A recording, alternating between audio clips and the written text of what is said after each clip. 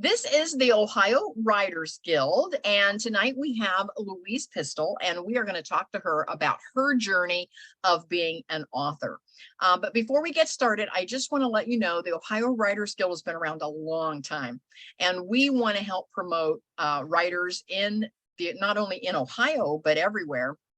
And Sandy Kachuri is my co-host, my co-mod, and she's not on yet this evening with us, but she just put together an amazing writers workshop this past weekend in Yellow Springs. And just wanted to make sure she wasn't there. I wanted to scroll down. I have a couple folks, I couldn't see their names. So I'm keeping an eye on the attendees that are coming into the audience. I want to welcome Sarah and Jean and Dr. LaShawn and Dennis and Denise. So thank you so much for coming on board with us. And if you have any questions as we go, just simply put those in the chat and I'll keep an eye on that as well. And so I want to tell you a little bit about Louise. And let me find, she has this amazing, and I didn't print it in color, but she has this amazing media kit. And so if you go to her website, which is just louisepistole.com, you can see what she has put together there. And it's wonderful because if all of you, if you're aspiring writers and you want to get interviewed on some podcast, put together a media kit, and it's kind of the who, what, when, and where on what she's doing, and it's got some great pictures. And that way, if you're putting together an invitation or any type of event where you need to have some content or a picture of the person, or if somebody needs your picture, for example, you want to put together some sort of a media kit like that. Sometimes it's called a media kit, and what there's another word besides media kit. It can be it escapes me at the moment. But anyway, put it together. This is what she has. It's beautiful. So about Louise, she is a joy fanatic. She brings Southern charm and joyful inspiration as she encourages others to discover their own joy, no matter where they are on their journey. As Louise navigated her own difficult valleys in life, she emerged with a strong message of joy to share with other women. Her inspiration comes alive with real life stories of hope, love, and faith. Joy really is her superpower. Now, I know her from a previous conference. We've met, and I have her book in my bookcase here at my house. And so get her book. Her book is called Discover Your Joy. Now, is this the only book you have currently, or do you have more than this? I actually had another one come out about gratitude last year. Okay, perfect. So yes, please go to her website, check out her books, and check out her media kit. Now, Louise, I want to start and ask you, tell us a little bit about your backstory before you ever started writing. What is your backstory leading up to you deciding that you wanted to write a book? So tell us about your journey. Well, I was divorced, and it was the first time in my life I had ever lived alone. And I was working very long hours in a stressful career that I did for 35 years. So I was stuck, I was struggling, and I was sad. And actually, my internal light had flickered, it had grown dim, and my joy light was almost out. And one Sunday morning, my minister preached on joy, and he used the verse in 1 Thessalonians 5:16, be joyful always. And for whatever reason, that one message, out of all the thousands of messages I've heard, that one resonated with me. And I came home, I started reading about joy, I started writing about joy, and joy became my lifeline. Now, I've been a lifelong journaling person, and the 10 or so years prior to this, I had been writing in my journal, and it was more from a victim standpoint. I was divorced, I was working these crazy hours, and life just wasn't treating me fair, in my opinion. But then once I started turning my attention to joy and the study of joy, I noticed my journals became more positive, more joyful. So 10 years after that message from my minister is when I decided to write a book on joy. And it took me 2 years to write it, and it was published in 2021. So I came from a career of 35 years in finance. And at this point, this 12 years after I heard this message, I was in a space that I could kind of put all that aside and focus on writing. And so here I am today. Well, and let me ask you this: when you say you had a career in finance, give us an example. Did you work for a big company with, or was it just a small CPA office? Were you self-employed? What was your actual background? I'm trying to give our listeners kind of a feel, because some of them are like, oh, I don't know if I can even write a book. So what was exactly your background, so to speak? I was self-employed. Okay. I had staff, and I owned an accounting and tax practice. Okay.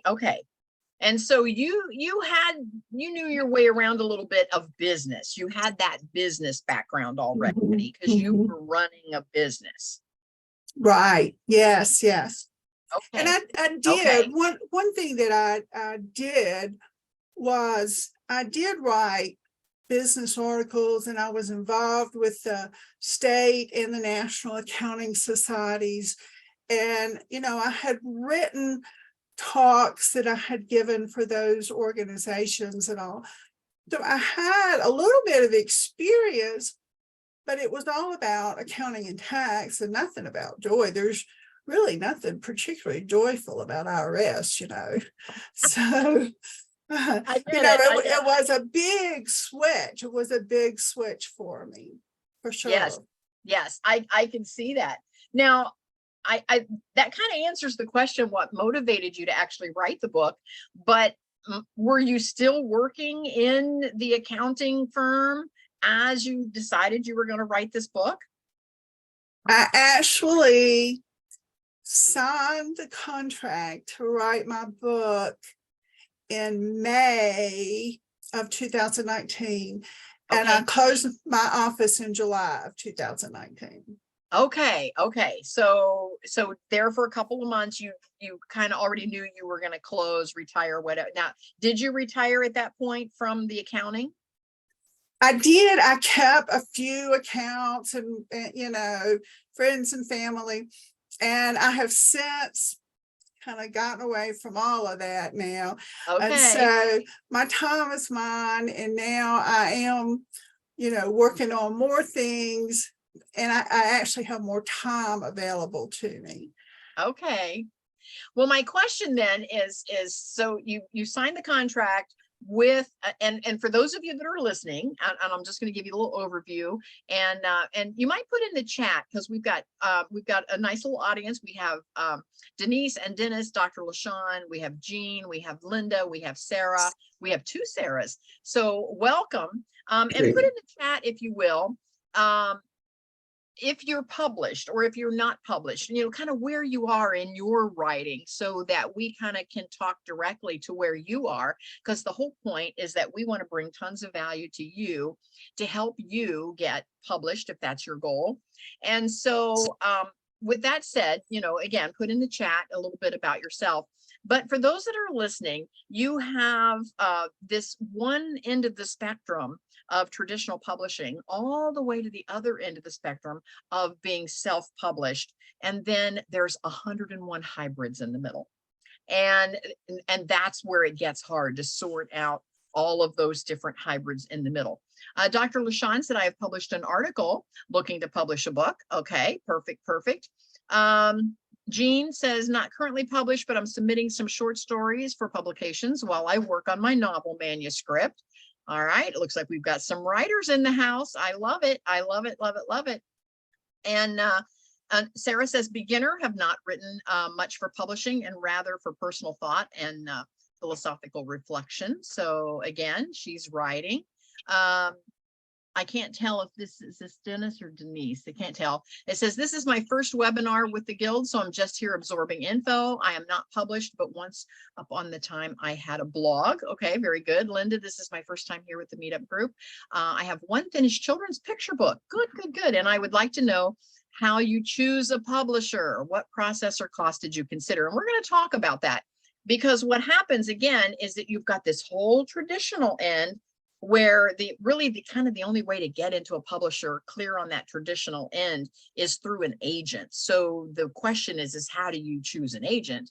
And you have to choose one, of course, that you can work with rather well and work together to get into publishing. Self-published 2 books. It looks like Dennis self-published 2 books of poetry, have 4 manuscripts in the can. Okay. Okay. Oh, you're really writing away. Good for you.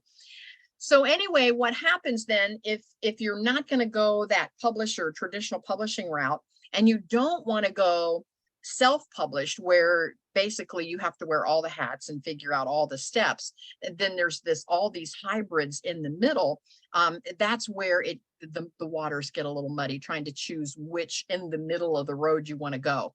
And I think, am I correct, Louise, you actually had one of those in the middle type publishers that wasn't. Yes, I did. Yes, I did.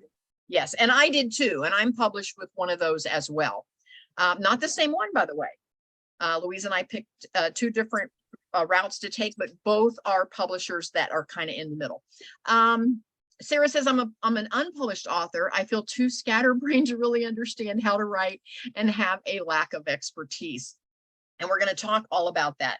So Louise, here you are. You've decided you're going to write. You've signed a contract with one of those in the middle publishers, and you now are going to retire from your corporate job that you created for yourself, and you are going to write. How did you get started?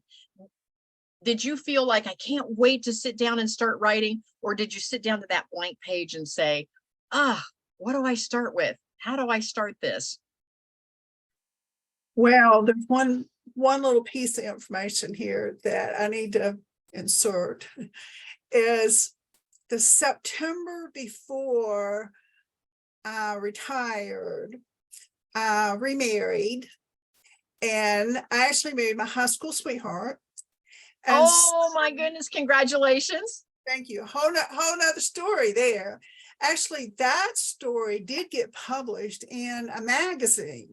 So that was really my first published piece and something that was really a public information. But Randy came on board and he was already retired. So it made sense for me just to go ahead and close my business and move what I was going to keep home. And he was very on board with that. He was very supportive of all of that. And so we also, in the meantime, bought a place at the beach.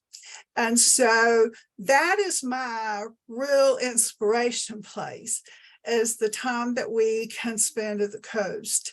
And that is where I think you're just away from everything, and I can go there and it just fills me up with all these wonderful ideas and all these thoughts. And it's like, I just can't write fast enough when I am there. But once we got home, so then what I wasn't used to for 21 years that I have been alone is, we're making dinner and I've got somebody to spend the evenings with. So where before my time was all mine, I now wanted to share it with my new husband. So, it was a total about change for me when I did decide to write. But I did take my days, and I still do that. I try to spend my days writing, researching, speaking, during the days so that I can spend dinner time and evenings with my husband. I was excited to write, and I was excited that I had a contract and that there was a deadline attached to it. So I needed to finish by a certain date or it was going to cost me. So I had Okay. motivation to keep going. And I sat down and started writing, and Nothing like a good, healthy deadline. I know. Oh my gosh. Oh my God. Had a fabulous editor that really got me through. And the editor is what I really believe we all need. That, I mean, honestly, I wouldn't be here today if I hadn't had somebody so good backing me up. I get it. I get it.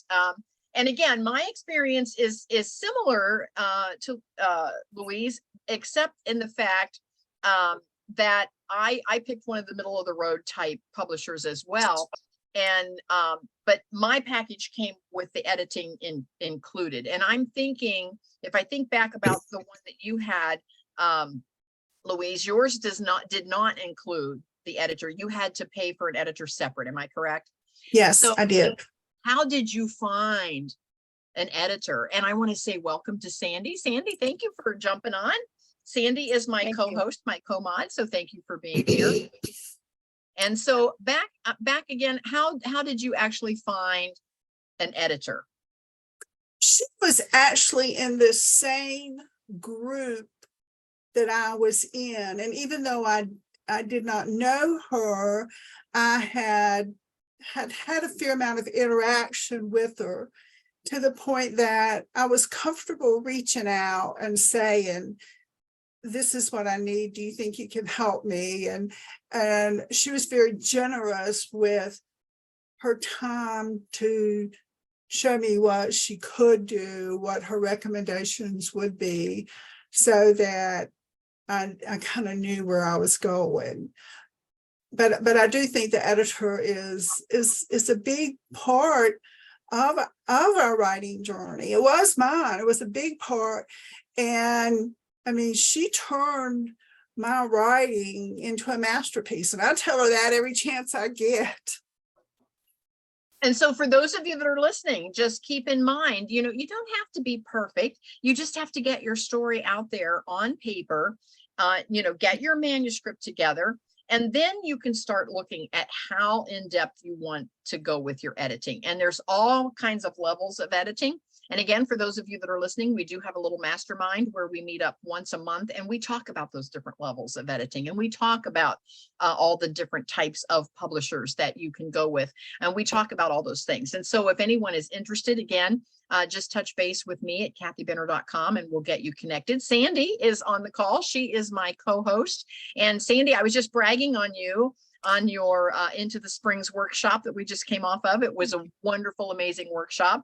Again, for those of you that are listening, watch for some workshops, go to some of those, tap into some writers groups, listen to some critique groups. It's amazing on what you can learn if you got to rub elbows with some of the other writers if you're going to be a writer. So you want to be in the room. You want to at least be in the room.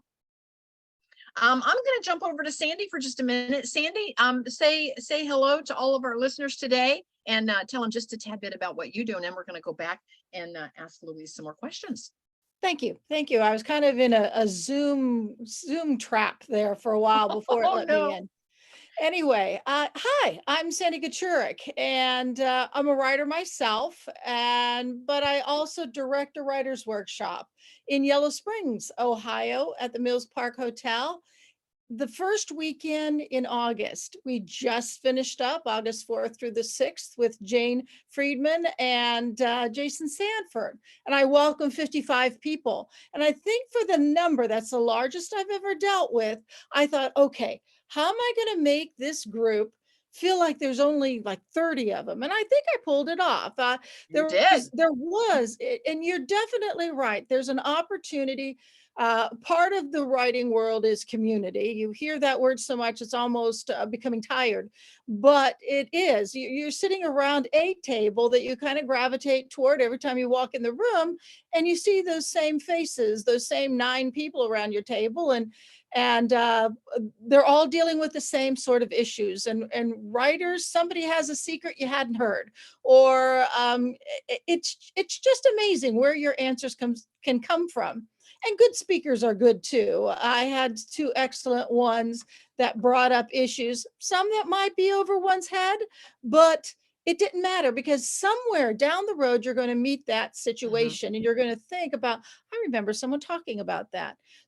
And that's what I do. I schedule it, I work it, I try and mesh my featured guests together so they can not only work in the same room the whole weekend with everybody else, but there will be times where they'll be sharing a session in which they can collaborate, add to, and enrich things.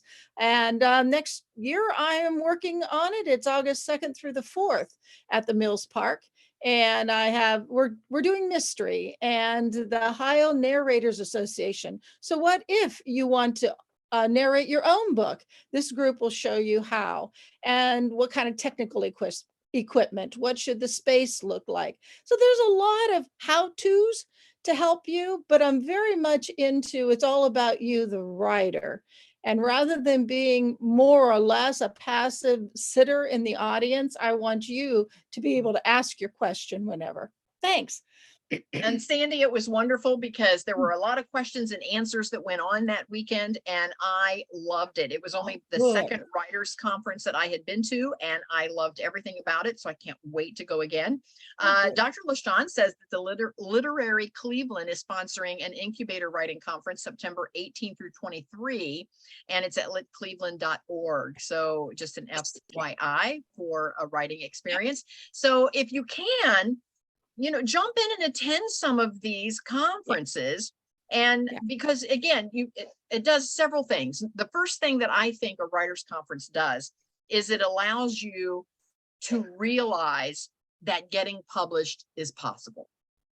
Because so many of us that have never written before oftentimes think, I don't see how I'm ever going to get published. I don't see that this is even possible. And when you're in a room full of writers, you realize that not only is it possible, that it is probable that if you follow the path, you're going to cross the finish line. And so that's why you want to surround yourself with those types of folks. Now, that is how I met Louise. We met at a writers conference, and I have her book in my bookcase. As just on a little side note, her publisher has a special place in my heart. And so I have probably, I'm going to say 30 books that came through that publishing company of authors that I have met personally and have a personal relationship with them. And so they have a special shelf in my bookcase just for those folks. And so, if you love books, you get what I'm talking about. For those of you that love books, you understand that. So anyway, when you started writing, how did you find the time? I mean, did you schedule that you write every day at 9 o'clock? I'm going to sit down and write. How did you put together some sort of a schedule so that you could get across that finish line? I did. And I was pretty much writing Monday through Friday, 9 to 5 was my schedule. And then whatever else needed to happen in that time. And there were often appointments and things, where you have to take that time out. But I did try to keep it regimented. I hate to use that word, but that's what it was, as if I was still working my job. Because, I was used to having work hours and being there at a certain time and work until a certain time. And I tried to just keep that. I pretty much have always left my weekends free, and I may write a little bit. I mostly read on the weekends, and I would read and study on weekends. And if I felt like writing, I maybe would, but I wasn't dedicated to it during the weekends as I was during the week. Okay. So how did you know when you were actually ready? Because you signed this contract. that's kind of a big commitment, because not only are you committing the time that you're going to write a book, but you're committing the money. And again, for those of you that are listening, you've got this whole traditional publishing where you don't spend money. You find an agent, and and you're going the traditional route, all the way to the other end of self-publishing, where you're having to put together everything, the manuscript, the editing, the cover, the ISBN number. You're having to do it all. And then there's all these hybrids in the middle where some of it is done for you, some of it is, we're going to show you how. I mean, it's all different variations, and you can choose what works best for you. But oftentimes there is a financial commitment there. And so not only do you have to make the time commitment, but you have to make the financial commitment. How did you know you were ready? I just felt it. I felt it in my heart. I really did. And I realized I had only been married a very few months at that point. And I went to my husband and I said, this is what I want to do, and this is what it's going to cost me. And like I said, he was very, very, very supportive, and has been from day one. So I just knew I really did not hesitate at all. When the opportunity came, I just felt like this is what I want to do. And I guess I had known probably for 40 years that that's what I wanted to do, was write. And I had written a children's book that nothing ever happened with. And, Okay. I had piddled with some things along, and it's what I really wanted to do. And it's still what I want to do. So, when I had that opportunity, I just jumped on it. Well, I'm looking at your website, and I see that you have created this business around your book or books, because now you said you have a second one that's come out. And so tell us a little bit about what is your first book about? Who is it for? Who would benefit from reading that first book? The first book, Discover Your Joy, and it's a daily inspirational book. It's geared to women, probably age 35 up, but really anyone who wants to start their day on a positive note and just feel better about their day. In just that few minutes, they can read, it's a positive affirmation, a short inspirational story, and then it closes with either a quote or a verse, and it will set the tone for them to have a joyful day. A few minutes of time there. And I know sometimes that's hard to carve out that, but just get up 5 minutes earlier and do something like this. And it will bring more joy to your life for sure. Well, what's at stake if someone lacks that joy in their life? Well, unfortunately, it's a life of sadness and despair and negativity, which turns into a downward spiral for anyone. I mean, you've probably met someone who's constantly complaining, nothing is right in their life. And sometimes all they need, is someone to show them the light and a way out of their darkness.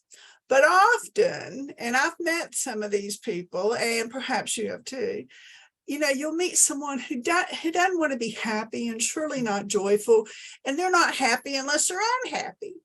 And that's funny you should say that. I have a couple of friends like that, sometimes when I know it's time to meet up with them for lunch or whatever, I'm kind of like, I know. And unfortunately, I had someone who was very important to me that I sort of had to distance myself from because the negativity was just overwhelming. But I do want to tell you a short little story about my friend Emily. And she wrote to me one day and said that she had been diagnosed with breast cancer. And she told me all the facts that she knew at that point in time. And she closed her message with, I am hopeful, I am joyful. And I thought, in light of her diagnosis, if she could say to me, I am joyful, then there's hope for all of us to have joy in our lives. That's a powerful story, because that would be, I think, hard in her position to end her news to you that she is not only hopeful but joyful. What are some specific examples of ways that we can choose joy for ourselves? And I don't know about you, but we've got all of these would-be authors in our audience, and sometimes you just feel like, I don't know if I can do this. What inspiration can you give to them that they can do this? Well, the first thing I would say about no matter what you're trying to do, whether you're trying to, build a brick wall or write a book, is expressing gratitude. And it is amazing what gratitude can do for our lives. And if you don't do anything else when you get up in the morning, just think of a couple of things that you are grateful for. It sort of sets the tone in your attitude for the day. And one of the quotes that I use in Discover Your Joy is that gratitude is your pathway to joy. And you can do this.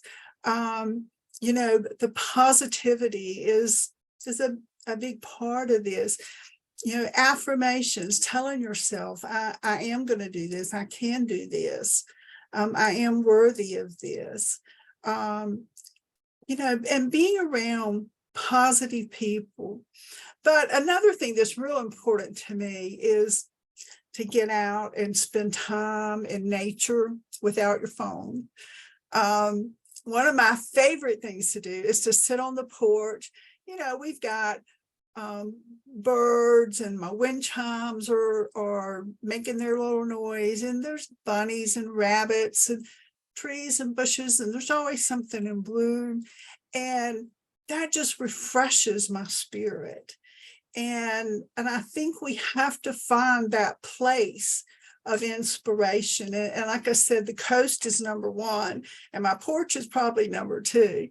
But we have to find that place where we can go that gives us what we need to write. Now, there's a lot of people that sit in their offices at their computers and write. That's not me. That's not me. I need that inspiration around me. And once I sort of get it outlined and maybe draft on paper, I will come and put it on the computer then. I get it. One of my favorite ways to write is I like to take, and again, Dennis, he said, I need my phone to take pictures. I actually phone and I can open up a Google Doc and use the keyboard and then click on the little microphone, and I can talk into my phone, and it actually, my Google Doc will actually type what I'm saying. No punctuation, no paragraphs, none of that. But you can take a walk through the woods and tell an entire story. There's no one there to interrupt you. There's no one to tell you it's that you're writing it wrong. There's no judgment zone, and you can just talk into your phone and tell a story, and then you can sit down at your computer later, and your Google Docs will also be on your laptop or your desktop, and you can open it up and do your first rounds of edits. And you'll be amazed how many words you can get on a paper and you get some exercise, and you get some fresh air, and you're out there, and so you can kind of write and walk and talk all at the same time. So I get that. Yeah, that's a beautiful idea. And in fact, I've kind of just recently created what I'm gonna call my secret garden, kind of at the back of the property. And there's one lone chair there. I didn't want anybody else back there with me. So there's one chair, my chair, and that would be a lovely place for me to go and sit and talk my stories, speak my stories and come in and transfer them later. Okay, now I want to bring this up to this group that's listening, all of you authors in the audience, is I don't know about you, but sometimes I have to overcome the want to edit as I'm writing. If I'm sitting at my computer and I'm trying to write a story on my laptop or desktop, I have a tendency to write a paragraph and then I want to go back and read it. and go, oh, okay, should I say it this way or that way, or should I punctuate different? And next thing you know, I've lost my flow. I've lost my momentum of telling the story because I'm trying to edit while I'm writing. And that was my biggest hurdle, was getting away from that and just letting it come out on paper and then going back later. As a matter of fact, I now have a system where I call it getting cold. I like to get it out, get my story out, and then let it get totally cold and walk away from it and maybe come back to it the following day. And sometimes I'll read it and go, what was I thinking? And then sometimes I read it and go, that was pretty good.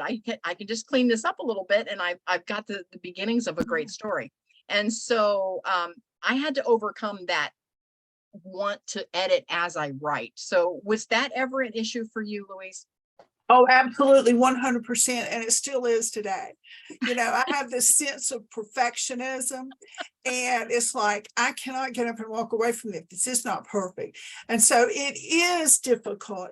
That is probably the hardest thing for me about the writing, is not worrying about what it says or what it looks like, and just write it and come back to it later. It is extremely difficult.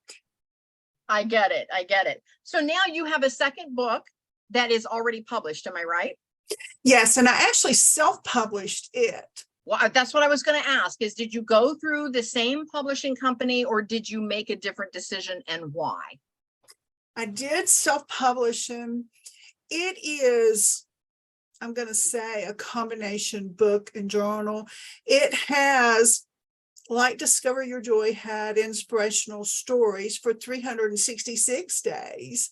This one has 52 stories, one for each week, and then enough lines for you to list gratitude every day of the week for that particular week. And so, just based on what it was my opportunity to give it a try, to self-publish. And actually, I have been very pleased with the results, pleased with the sales. It has done well. And I don't know if this is the time you want me to say this, but I'll go ahead and say it, is I am working on a third book. Okay. And it will not be self-published, and it will not be through the first editor, the first publisher. So I'm kind of back where you're talking to everyone else about this middle of the road. And I know I will do something different. I have some ideas, but I have not really made a decision at this point. At this point, I'm just writing. Okay. And I'll get to that. So my question, and again, just to try to help those that are listening to this live, or that might listen to our replay, what is your thinking process when you first got the first book got published and you found the first publishing company? Is it something that, and this is kind of how it worked for me, I was thinking, oh, I really want to write. I really want to write. And when this came across my desk, I was like, oh, here's somebody that can help me, because I didn't have a clue where to start.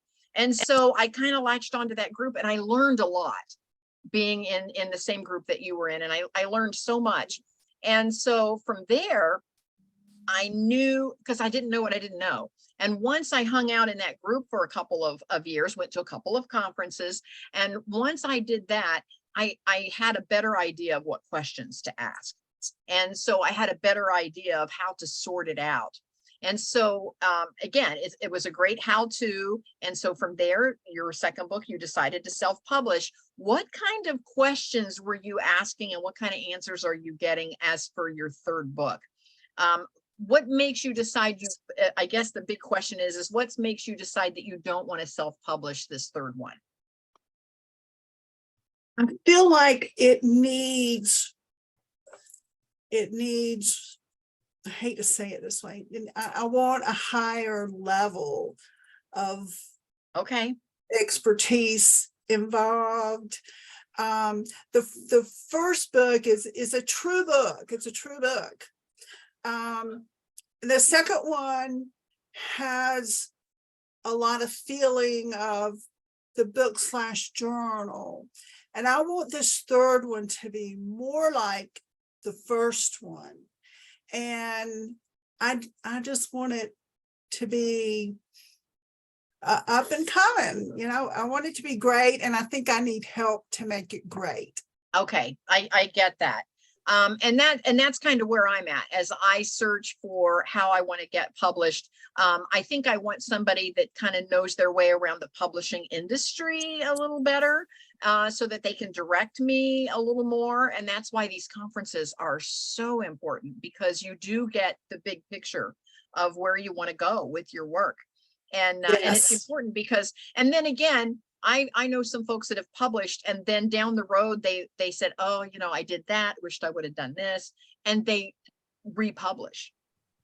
Mhm. And so don't feel, for those of you that are out there, just start, just go ahead. If all you can do is you say, gee, financially, all I can really afford to do is self-publish, that's okay.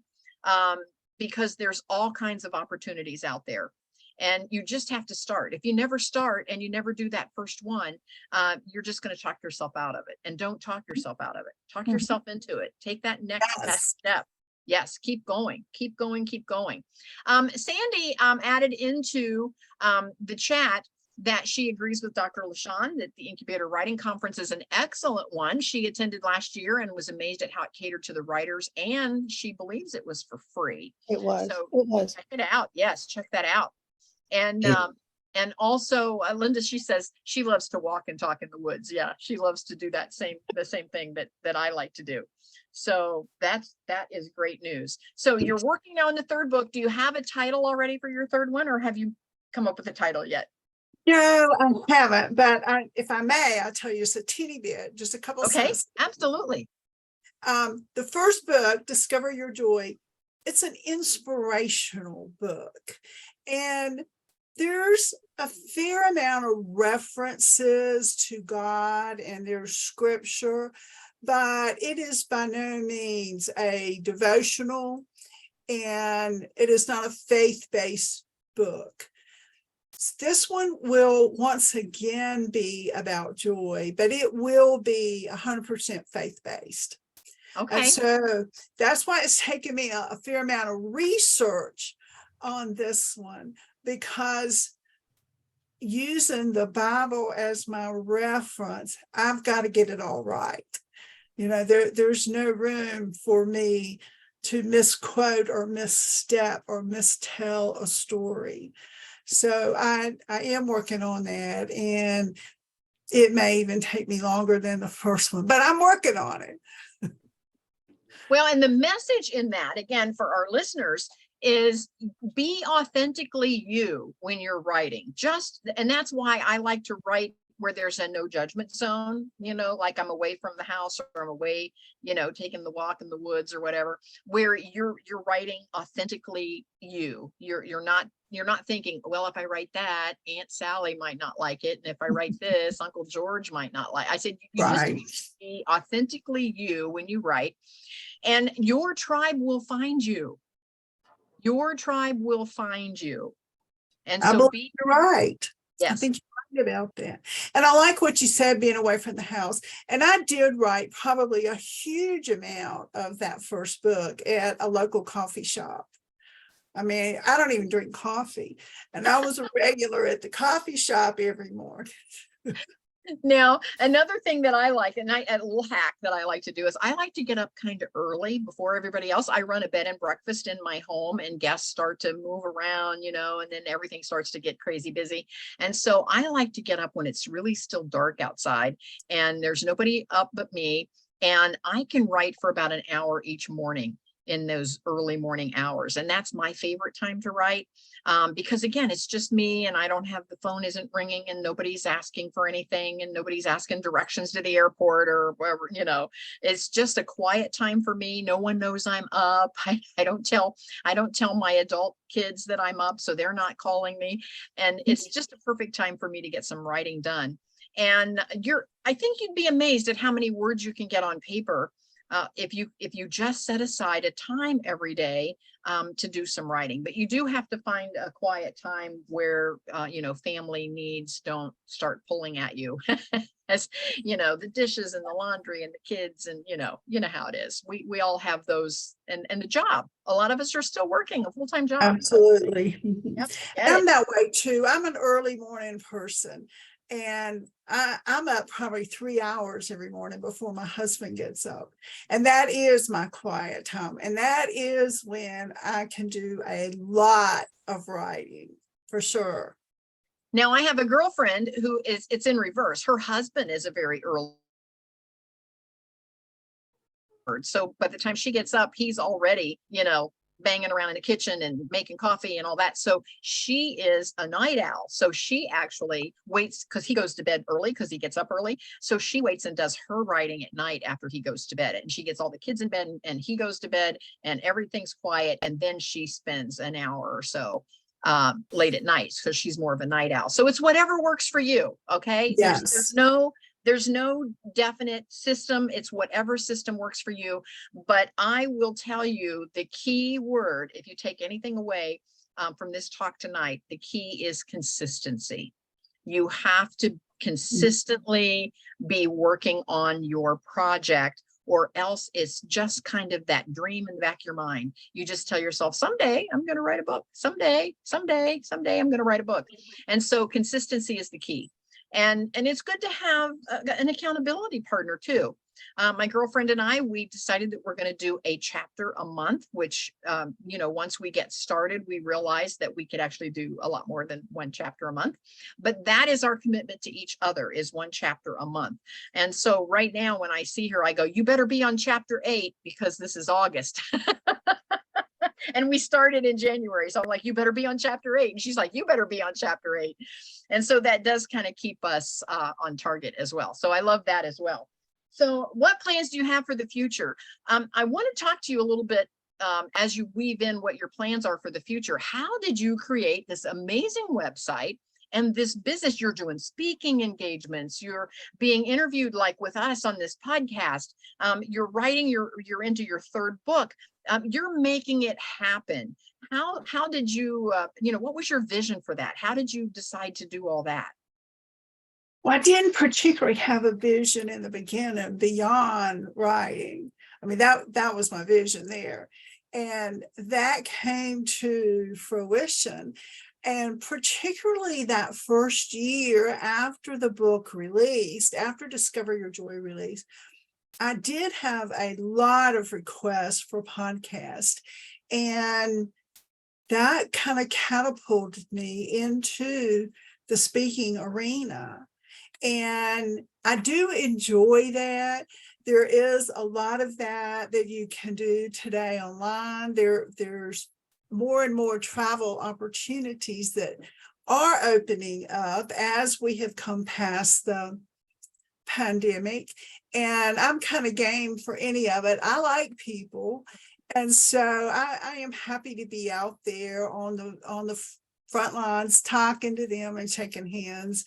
I do love the speaking, but I want to write. I love the speaking, and I wish I could just dedicate my life to speaking it on one hand, but on the other hand, my heart says, just write. So it's a balance. It's a balance to try to figure all that out. And I know you know that. I mean, you've got a lot of things. You've got a lot of, irons in the fire going on, and you have to consciously balance your life for where your heart is. I totally agree with that. And again, for our listeners, you get to decide what you want your life to look like. You might be an introvert. You might say, you know what, I just want to write. I would love to just be a ghostwriter. Maybe writing is where your joy is in the writing, not in the publishing. So it could be that you could be a ghostwriter, because you could fit in so many different places in writing. Maybe you just want to write magazine articles and get published in magazines. And there's hundreds of thousands of magazines that you can get published in. You can even start your own magazine.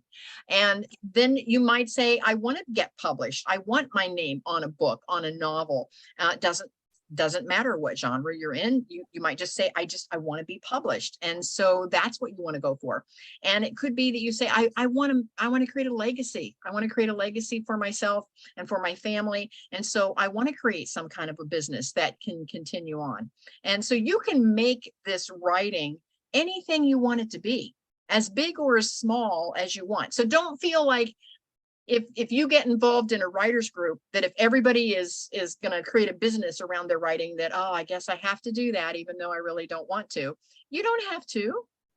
It's whatever you want to do. It's whatever you want your life to look like. If you love public speaking, then you can take your book and go on tour with your book. And, we see all the time, we see authors on these talk shows where they're talking about their book. That can be you. You can be on there. But one thing that I do know is I encourage everyone to get involved in some writers groups, get involved in some of these writers conferences, because when you lift up other writers, when you help them get what they want, then you get what you want. And so you have to give first and get second. So if you show up with the heart to serve and say, I just want to help anybody that's, behind, we all have somebody that is struggling with where they are in their writing journey. They might say, how in the world did you get your first book published? And so you don't have to be way ahead of them. Sometimes just 1 or 2 steps ahead of them is perfect, because if some big guru writer comes in, sometimes we feel like we can't even relate to that person. We're like, I can't publish, 15 books by next Tuesday. So you don't even relate to somebody that maybe has authored that many. Just yourself with writers and just find your joy in the kind of life that you want to live. So, Louise, tell us how all of these folks can connect with you. How can they find you, and how can they follow you? And I did put your website there. Dr. LaShawn, first of all, says, what are some suggestions for finding an accountability circle or accountability partner? Yes, Sandy said, if you're on Facebook, if you type in writing groups in whatever state you're in. And for all of you that are on this call, join us, the Ohio Writers Guild, and join us on our mastermind. And again, just connect with me, and I will put you in contact with how to join our mastermind. So how can folks connect with you? First, let me say, I am in a writing group that meets 2.5 hours twice a week. And we kind of all go around the group. It's a Zoom group. They're actually in California. I'm in North Carolina. So I just connected with them, and it works. But we kind of go around and we all talk about what we're going to be working on that day. And then we have 2 hours of writing time, and then we come back and talk about what we did. But everybody on there is quick to offer their wisdom. They're quick to offer to read something for you. I mean, it is an amazing group. I'm also in a group, and the local library has a writing group, and that is a real possibility. The libraries have somewhat taken a back seat in the last some years, with between Amazon, and you can download almost anything these days. But the libraries really probably have writing groups, particularly in the larger cities. But you ask about where to find me, and I am actually on social media, almost everywhere, Facebook and Instagram, and what used to be Twitter and LinkedIn, and they're all use my personal name, Louise Pistole. And of course, on my website, you can always send me messages on the website there. There is a place for that. Perfect, perfect, perfect. I love it. Any questions or comments from the audience? And in the meantime, Sandy, please tell the folks how they can get in touch with you.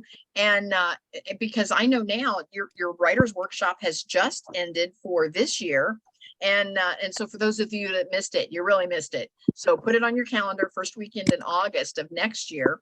And Sandy, what can you bring to the table? How can folks get in touch with you, and what can you help them with? The easiest thing is just to, I'm almost finished typing it here, is just to email me at sandy@intothespringswritersworkshop.com.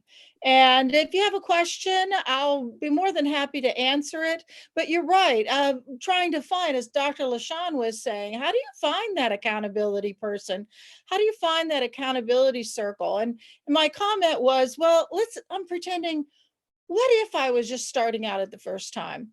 It's almost impossible nowadays not to be involved in some kind of an online group. I think Facebook, though some people think of it as the grandparents' version of social media, seems to be holding steady.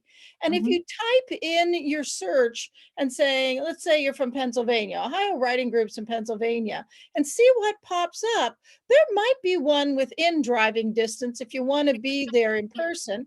I know the one, I'm in a romance writers group that rotates its meetings. They physically meet at a public library in the Dayton, Ohio area. Then the next month, they're at a public library in the Columbus area, and they also do Zoom. And they have groups like plotters. They get together once a month. One group meets on Zoom, the other one meets in person, and they talk about problems they're having with their story. And we brainstorm ways of helping that out.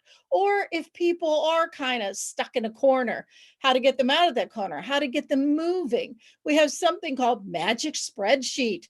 And it's kind of like NaNoWriMo, in which you pledge to write, like, say, 5,000 words this month. And every time you write consistently, day after day, you get a point.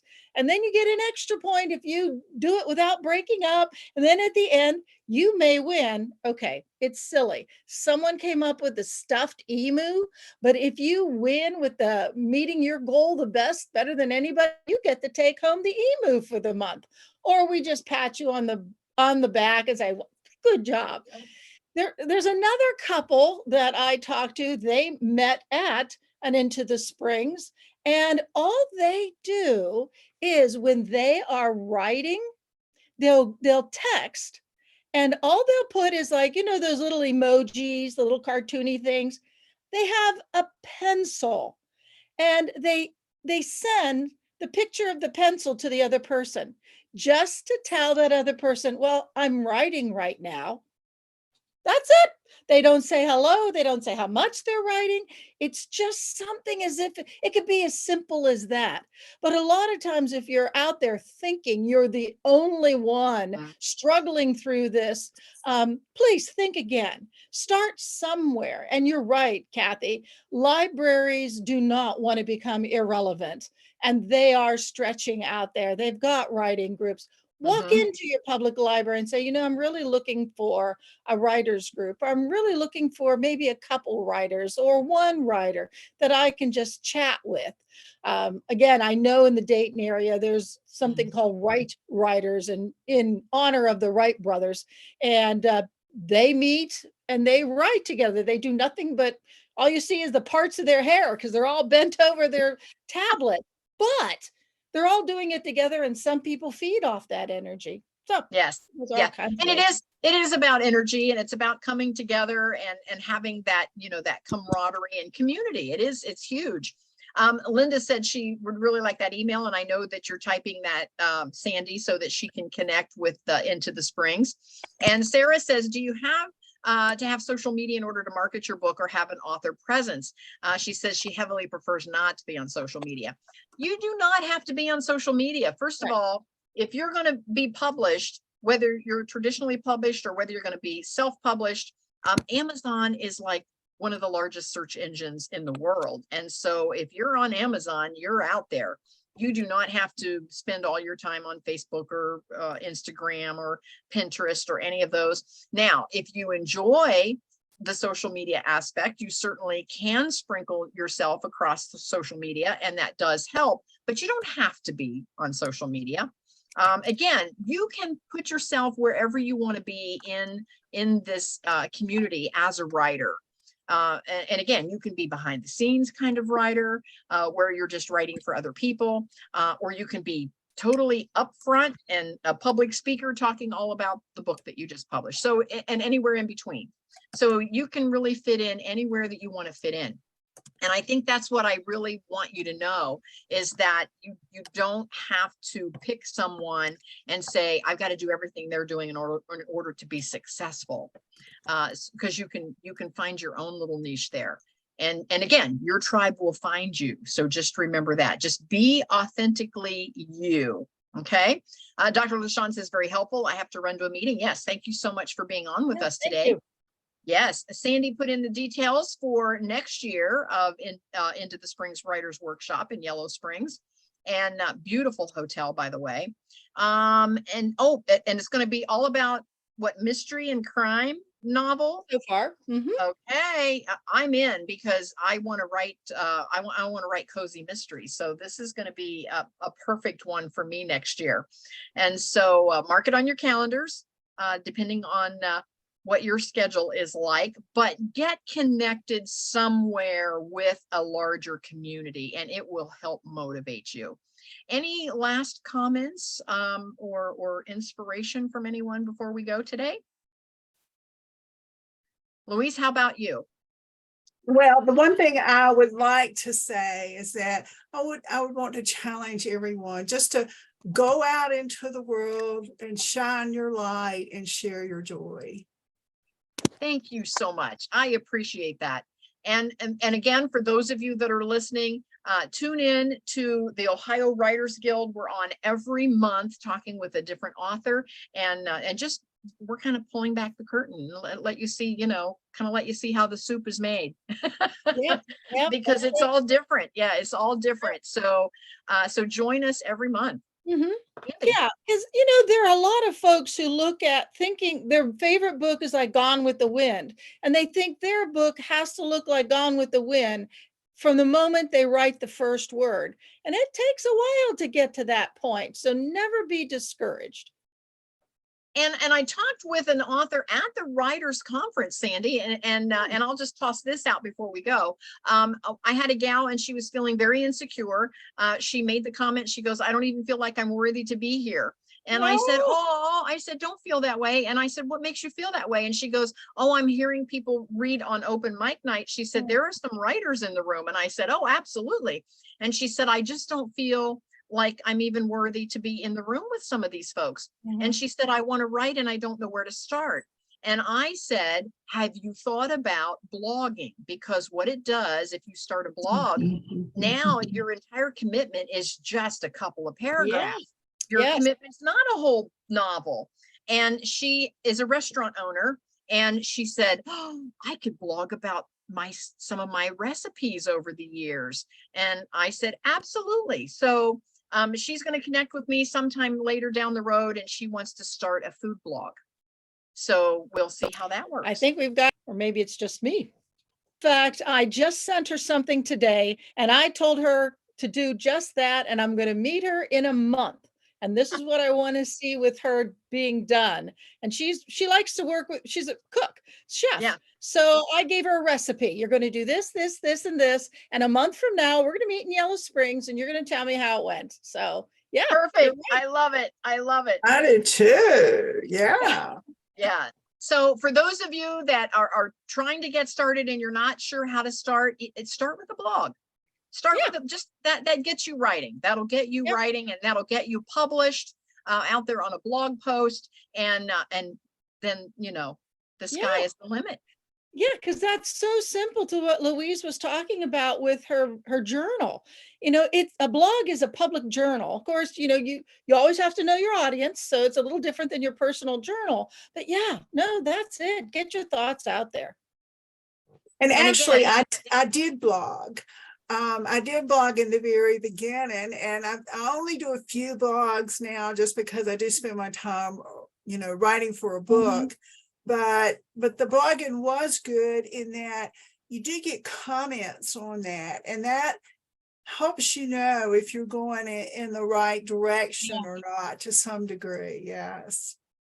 And it helps you find your voice, I think, too. It helps you find your voice, and you start to get more comfortable being your authentic self, and your tribe starts to find you early. And all of that works together to help you feel more confident that you can do this thing. So simply start, get started, connect with us, connect with Sandy, connect with Louise, and we'll see you next time on For the sure. Ohio Writers Guild. Thank you, Louise. Thank you, You Kathy. bet. Bye now.